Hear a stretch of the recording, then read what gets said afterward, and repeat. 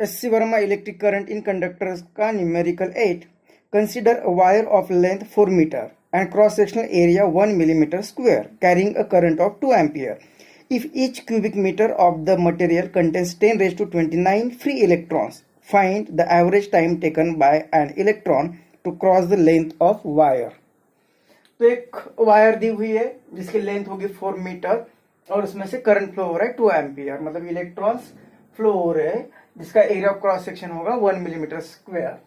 और इसके अगर हम डिवाइड करें तो 1 मीटर क्यूब में 10⁻29 इतने इलेक्ट्रॉन्स रहेंगे, मतलब ये एन दिया हुआ है चार्ज डेंसिटी। और हमें कहा है कि एक एंड से दूसरे एंड तक इलेक्ट्रॉन को जाने के लिए कितना टाइम लगेगा। तो टाइम इज इक्वल टू क्या होता है, हमें पता है कि टाइम इज इक्वल होता है डिस्टेंस अपॉन वेलोसिटी, मतलब ये डिस्टेंस कितना है एल और अपॉन वेलोसिटी। और कौन से वेलोसिटी से इलेक्ट्रॉन ट्रैवल होते हैं, तो वो होते हैं ड्रिफ्ट वेलोसिटी, जो हमने न्यूमेरिकल 5 में किया है और उसका एक्सप्रेशन भी फाइंड किया है।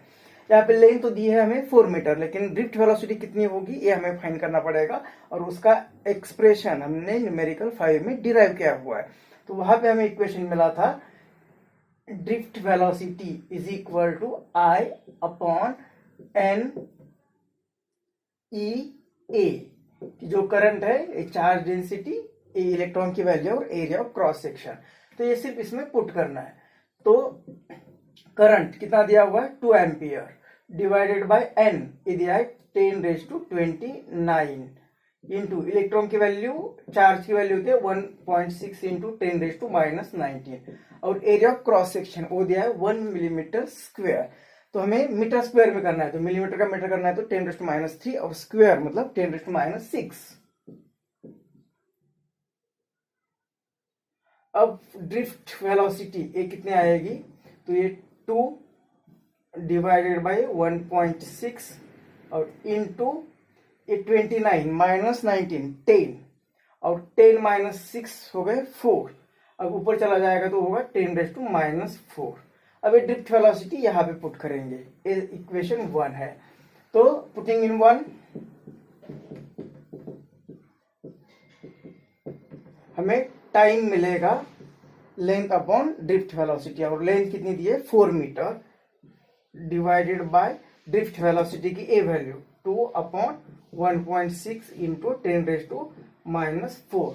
तो ये टाइम मिल रहा है हमें t is equal to 4 upon 2, ये ऊपर चले जाएंगे 1.6, ये भी ऊपर चले जाएंगे तो 10⁻+4 होंगे 10⁻4।